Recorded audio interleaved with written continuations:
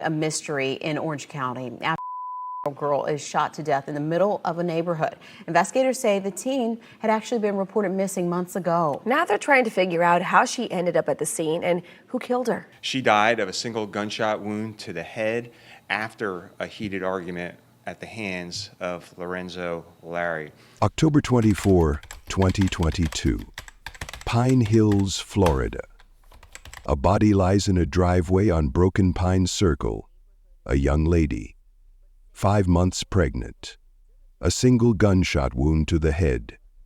Her name was DeShayla Ferguson, and she'd been missing for 73 days. But here's what makes this case different, what makes it absolutely terrifying. The person who pulled that trigger had done this before. 11 months earlier, he shot another woman in the head, left her inside her car to die, admitted to it, and then he walked free. No prison, no consequences, just free. So when DeShayla started dating him, when she got pregnant with his baby, when they fought about whether that baby was really his, she had no idea she was standing next to someone who'd already taken a life and gotten away with it. The argument happened fast, voices raised, accusations flying, then a slap, and in the next second, a gunshot that would end 2 lives. DeShayla and her unborn child. He'd later sit in an interrogation room, tears streaming down his face, saying the words that would make investigators' blood boil. It was an accident. The gun just went off. But was it? Can you accidentally shoot someone in the head twice in less than a year? Welcome to Shadows of Crime. I'm bringing you the full story of DeShayla Ferguson, a girl who loved to dance, who made TikToks with her mom, who was just 16 when her life was stolen. If this story shakes you, hit that subscribe button, smash the like, and share this video. DeShayla's voice was silenced, but ours doesn't have to be. And tell me, where are you watching from today? Drop your city or country in the comments. Let's build this community. Now, let's talk about who DeShayla really was. DeShayla Ferguson wasn't just a headline. She wasn't just another statistic in Florida's crime reports. She was a 16-year-old girl with a smile that could light up a room and a personality that made everyone around her feel alive.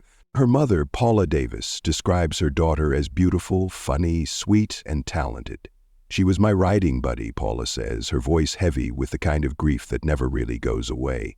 They did everything together, dancing in the living room, making videos, laughing until their sides hurt. There's footage of them moving to the beat, faces full of pure joy, the kind of bond between mother and daughter that most people dream of having. She loved her little brother. Playing the PlayStation games. She was always up for anything, anytime. Come on, Shayla, let's ride here. She was my riding buddy. She loved going to her sister game. DeShayla was a TikToker. She loved the camera, loved expressing herself through dance and comedy. One of her videos shows her doing the "put a finger down if your mom ever said" challenge, grinning and joking like any other teenager on the internet. She was close to her siblings, too, always cheering loudly at her sister's games, always present, always supportive. She adored her younger brother. Family meant everything to her. But beneath that vibrant exterior, DeShayla's life was complicated in ways most 16-year-olds shouldn't have to deal with. By the time she disappeared, she was involved with the Department of Children and Families. Something in her home life had become unstable enough that the state stepped in. The details aren't fully public, but what we do know is this.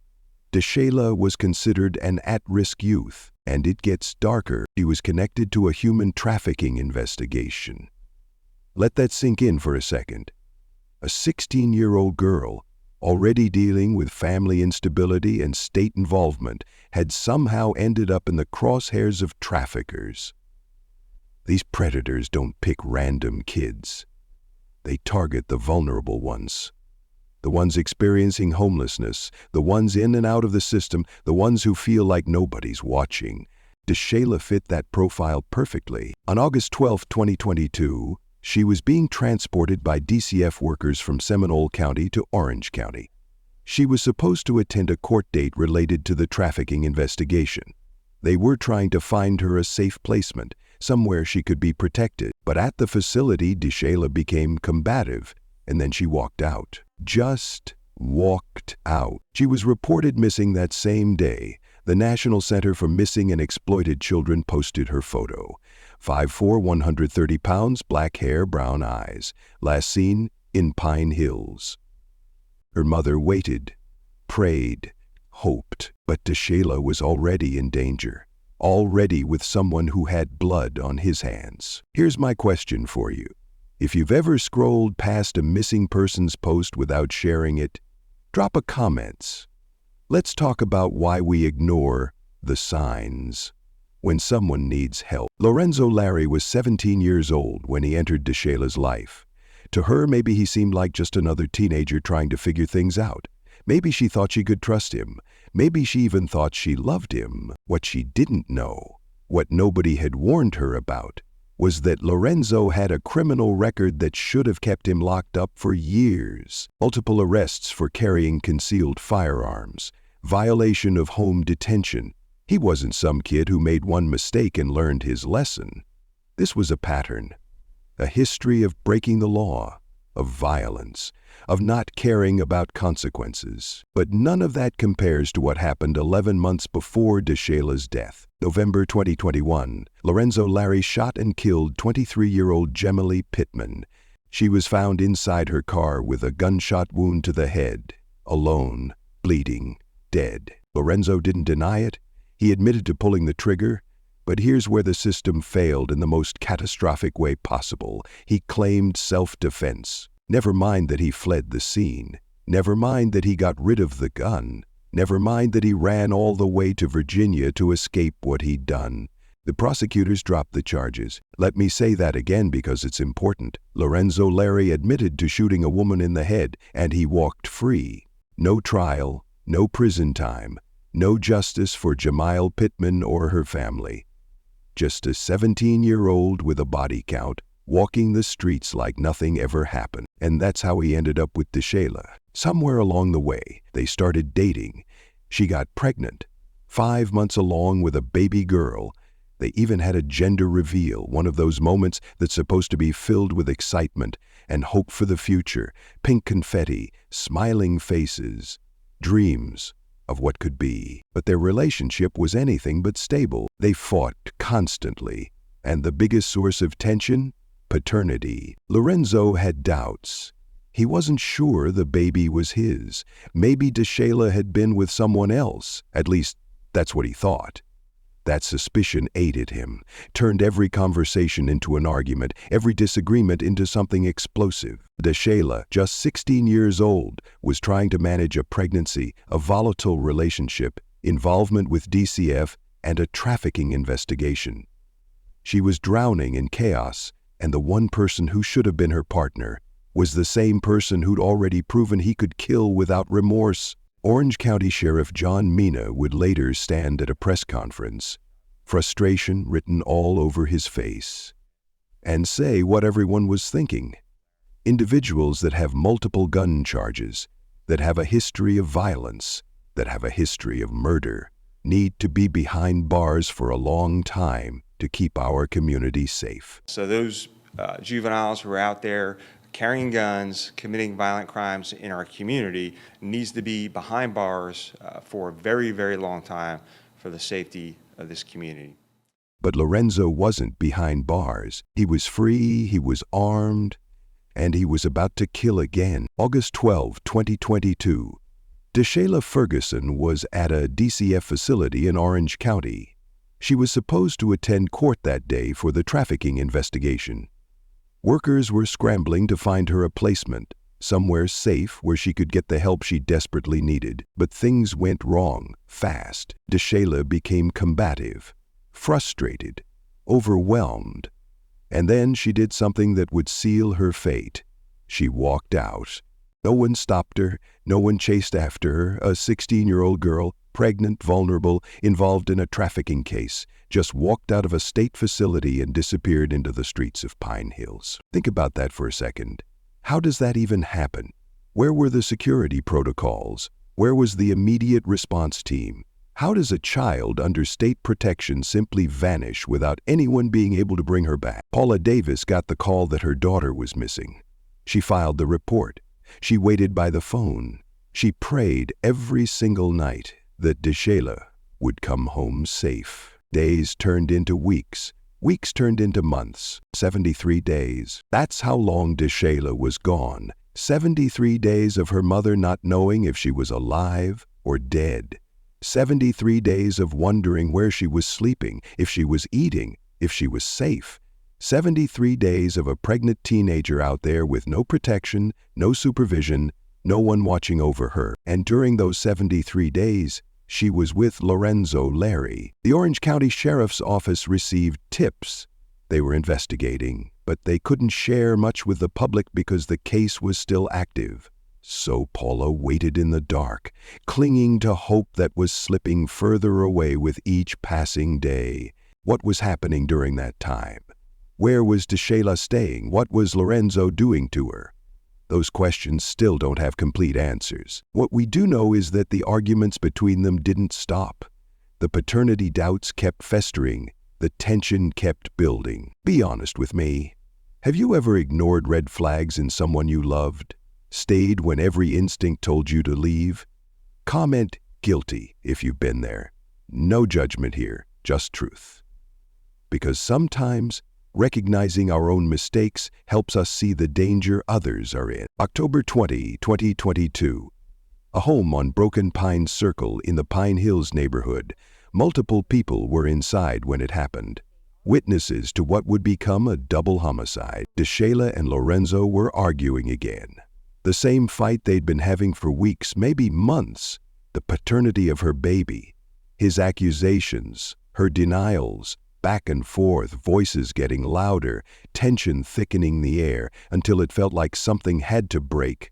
And then it did. According to Lorenzo's own statement to investigators, he slapped Deshayla during the argument. His hand connected with her face in a moment of rage he'd later try to downplay as nothing serious. But he was holding a gun. In the next second, a shot rang out. Deshayla Ferguson, and 5 months pregnant, dropped to the ground with a bullet in her head. Lorenzo would later sit across from detectives and tell them his version of events, his voice shaking, tears in his eyes. "I thought the safety was on, the gun slipped. I didn't mean to kill her, it was a freak accident." He demonstrated with his hands how he'd been holding the weapon, showing them the position, the angle, trying to convince them that this was all just a terrible mistake. "I slapped her and the gun just went off," he said. "I swear, I didn't mean for it to happen." Do you feel bad about what happened? Yes. Yes. And why do you feel bad about it? Because my child, and then she's like, it's an accident, a freak accident. But here's the thing that makes investigators' skin crawl. The detail that turns this from a tragic accident into something far more sinister. This was the second time Lorenzo Larry had shot someone in the head and called it unintentional. Jumila Pittman, shot in the head, claimed self-defense. Deshayla Ferguson, shot in the head, claimed accident. What are the odds? What are the actual statistical chances that a 17-year-old boy accidentally shoots 2 different people in the exact same way in less than a year? And his actions after pulling that trigger tell a completely different story than his words. He didn't call 911, he didn't try to save her, he didn't hold pressure on the wound or scream for help or do any of the things you'd expect from someone who just accidentally hurt the person they supposedly loved. Instead, Lorenzo ran. "I just ran," he told deputies during interrogation, his voice breaking. "I was scared. I was crying. Everything was just going through my mind." He fled the scene, leaving Deshayla bleeding in the driveway. One of the people who'd been there allegedly took the gun and hid it, destroying evidence, making it harder for investigators to piece together what really happened. Deshayla lay there, her life draining away. Her unborn daughter, baby girl Ferguson, as the family would later call her, died with her. 2 lives extinguished in an instant. A neighbor would later tell reporters they'd heard a gunshot days earlier but hadn't thought much of it. Just another sound in the neighborhood, nothing worth calling the police over. So I mostly, when I lay down, so I heard one shot, boom. So I stay quiet, because sometimes you worry for more or something like that. So I don't hear nothing more. They only heard some people screaming. That's it. It would be 4 days before anyone found her. 4 days of DeShayla's body lying in that driveway while Lorenzo was out there free, trying to figure out his next move. 4 days before Paula Davis's worst nightmare became reality. October 24, 2022, DeShayla's body was discovered. The Orange County Sheriff's Office launched a homicide investigation immediately, and all roads led straight to Lorenzo Larry. Within weeks, they had him in custody. And that's when the real story started to unravel, not through evidence alone, but through Lorenzo's own mouth. SH0T News obtained exclusive interrogation footage that shows exactly how Lorenzo's story fell apart, piece by piece. The video shows him sitting across from a female detective in a small room. At first, he denies everything. He wasn't there. He didn't do it. He doesn't know what happened to DeShayla. But the detective doesn't buy it. She's got witnesses. She's got timelines. She's got evidence that puts him at that house on Broken Pine Circle, so Lorenzo's story shifts. Okay, maybe he was there, but he didn't shoot her.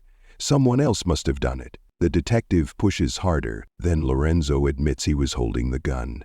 But it wasn't his fault. It was an accident. He demonstrates with his hands, showing her the position, the angle, how his finger was on the trigger when he slapped DeShayla. I thought the safety was on, he insists, his voice desperate. The gun slipped. I swear, I didn't mean to. The detective watches him carefully. She's heard this before. The self-defense claim in Jamiel Pittman's case. Now it's an accident.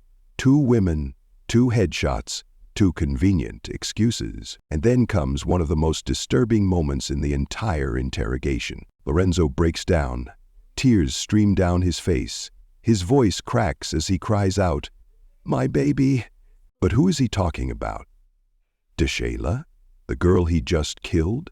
Or their unborn daughter, who died because of what he did?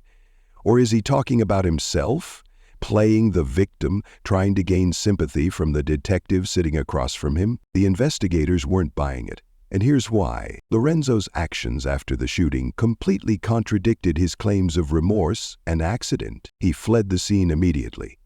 Didn't call for help. Didn't try to save DeShayla or their baby. Just ran, leaving her to die alone in that driveway. He allowed someone to hide the gun, destroying critical evidence that could have proven whether the safety was really on, whether the gun really slipped. He didn't turn himself in, didn't come forward with guilt eating at him. He had to be tracked down and arrested. And most damning of all, this was his second headshot in 11 months. Lightning doesn't strike twice.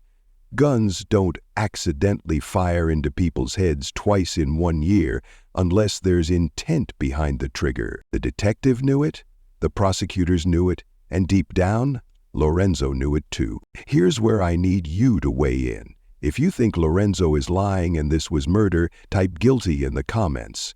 If you genuinely believe it was an accident, type accident. Let's see where this community stands on his story. Paula Davis will never forget the phone call. The one that shattered her world into pieces that can never be put back together. Her daughter, her riding buddy, her dance partner, her baby girl was dead. At an exclusive interview with SH0T News, Paula opened up about the unbearable pain of losing DeShayla. She was funny. She was a TikToker. She was a dancer, Paula said, her voice trembling with emotion.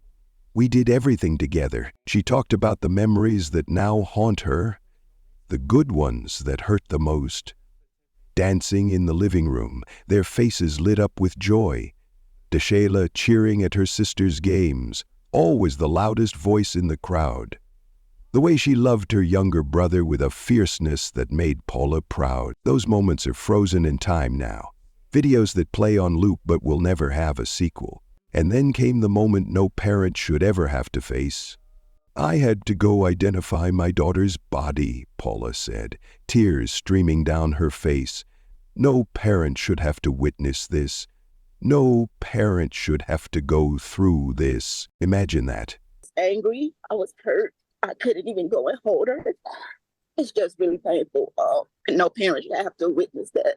walking into a morgue, seeing your child on a cold table, confirming that yes, that's her. That's my baby. That's the girl I carried for 9 months, raised for 16 years, loved with every fiber of my being. But Paula didn't just lose Deshayla that day. She lost her granddaughter too, baby girl Ferguson, a little girl who never got to take her first breath, never got to be held, never got to know the grandmother. A life that ended before it even began. 2 generations stolen in a single gunshot. Paula sought grief counseling and therapy to help her process the trauma. Some days are better than others. Some days she can smile when she thinks about Deshayla. Other days the weight of it all is too much to bear. But through the pain, Paula made a decision. Her daughter would not be forgotten. In the Pine Hills neighborhood where Deshayla was found, the community came together to paint a memorial mural. Bright colors, Deshayla's face, words honoring her memory, and baby girl Ferguson's. Paula stood in front of it, tears in her eyes but gratitude in her heart. "I love it," she said. "I hope people will see this and remember her. I hope they'll remember both of them." Paula, Deshayla Ferguson's death wasn't just a tragedy, it was preventable. And that's what makes it so infuriating. Let's break down exactly how the system failed this girl at every single turn. First, the Department of Children and Families. Deshayla was under state care. She was their responsibility. On August 12th, she walked out of a DCF facility and vanished for 73 days. How does that happen? Where were the locked doors? Where was the staff supervision? Where was the protocol that should have prevented a vulnerable pregnant 16-year-old from just strolling out into danger? And when she went missing, where was the rapid response? Why wasn't there an immediate, all-hands-on-deck effort to find her? She wasn't just any runaway. She was involved in a human trafficking investigation, pregnant and clearly at risk. Every hour she was gone increased the danger she was in, but the system moved slowly, bureaucratically. By the time anyone realized how serious this was, Deshayla was already dead. Now let's talk about Lorenzo Larry and the justice system that gave him a free pass to kill again. He had multiple arrests for carrying concealed firearms. He violated home detention. These weren't minor infractions. These were serious charges that showed a pattern of disregard for the law and a dangerous relationship with weapons. And then came the big one. He shot and killed Jamile Pittman, put a bullet in her head, left her in her car to die. Admitted to doing it. His defense? Self-defense. Never mind that he fled the scene. Never mind that he disposed of the gun. Never mind that he ran to Virginia to escape accountability. The prosecutors looked at all of that and decided to drop the charges. Just like that, a killer walked free. Sheriff John Mina didn't mince words when he addressed this failure at a press conference. His frustration was visible, his anger justified. Individuals with multiple gun charges, a history of violence, a history of murder need to be behind bars for a long time to keep our communities safe, he said. He was right. If Lorenzo had been locked up for Jamile's murder, Deshayla would still be alive, baby girl Ferguson would have been born, Paula Davis wouldn't be visiting a mural instead of holding her granddaughter. This wasn't bad luck. This wasn't an unforeseeable tragedy. This was a direct result of systems that are supposed to protect people failing to do their jobs. DCF failed to keep Deshayla safe when she was in their care. The justice system failed to hold Lorenzo accountable when he killed Jamila. And both of those failures converged on October 20, 2022 in a driveway on Broken Pine Circle, where a 16-year-old girl and her unborn baby paid the price for everyone else's mistakes. The question isn't just what happened to Deshayla. The question is, how many other girls are out there right now slipping through the same cracks, heading toward the same fate? Lorenzo Larry now sits behind bars, facing 2 charges that could put him away for life. The first, second-degree murder in the death of Deshayla Ferguson. The second, killing of an unborn child by injury to the mother in the death of baby girl Ferguson. If convicted on both counts, Lorenzo won't see freedom again. He'll spend the rest of his life in prison, paying for the 2 lives he took on that October night. But getting that conviction isn't guaranteed. Lorenzo's defense team will likely lean hard into the accident narrative. They'll argue that he never intended to kill DeShayla, that the gun discharged during a heated moment, that he's just a kid who made a terrible mistake. They'll point to his age, 17 at the time, and try to paint him as someone who deserves a second chance, not a life sentence. They'll probably bring up his emotional state, the tears in the interrogation room, the my baby moment. They'll try to humanize him, make the jury see him as a scared teenager rather than a cold-blooded killer. But the prosecution has ammunition of their own. They've got Lorenzo's history with Jamily Pittman, proof that this isn't his first time shooting someone in the head. They've got witness testimony from the people who were at the house that night. They've got forensic evidence about the gunshot wound, the angle, the distance. And they've got that interrogation footage showing Lorenzo's story changing multiple times. First he wasn't there, then he was there but didn't shoot her, then he shot her but it was an accident. Which version is the jury supposed to believe? The prosecution will argue that this wasn't a freak accident. It was the result of a violent argument with a young man who had already proven he was capable of killing. They'll show the pattern: anger, a gun, a headshot, and then an excuse. The trial will come down to one question: can you accidentally shoot someone in the head twice in 11 months? The jury will decide, and DeShayla's family will be watching, waiting for justice that's already 11 months too late for Jamily Pittman. But here's what keeps me up at night, and what should terrify all of us. How many more DeShaylas are out there right now? How many girls are dating someone with a violent past they know nothing about because charges were dropped or records were sealed? How many vulnerable teenagers are slipping through the cracks of a system that's supposed to protect them? 2 women are dead because someone who admitted to murder was allowed to walk free. That's not justice. That's not protection. That's failure at every level. If you know someone who's in danger, if you see the red flags, if you hear the arguments, if something in your gut tells you someone needs help, don't scroll past it. Don't ignore it. Don't assume someone else will handle it. Speak up. Share the post. Make the call. Because the next DeShayla might be someone you know. If you or someone you care about needs help, the National Domestic Violence Hotline is 1-800-799-7233. The National Human Trafficking Hotline is 1-888-373-7888. The crisis text line is available by texting HOME to 741,741. Stay safe, look out for each other, and remember, every life matters. DeShayla Ferguson and baby girl Ferguson deserved better. Let's make sure the next girl gets the protection they never had. This is Shadows of Crime. We'll see you in the next one.